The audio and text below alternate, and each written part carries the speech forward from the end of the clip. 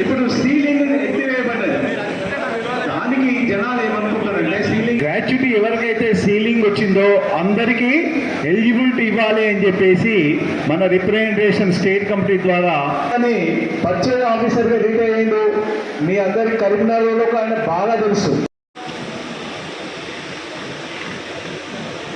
సభాధ్యక్ష, కొంతమంది ఈటీని కట్టాం డబ్బులు రాలేదన్నారు, కొంతమంది రిజెక్ట్ అయ్యారన్నారు. వీటన్నిటి గురించి కూడా కమిషనర్ గారికి నోటీస్ ఇవ్వడం జరిగింది. మీరు 15 రోజులలో కనుక సమస్యను పరిష్కారం చేయకపోతే తెలంగాణ స్టేట్ వైడ్గా మా అసెంబ్లీలో ధర్నా చేస్తామని చెప్పేసి మనం నోటీస్ ఇచ్చాం.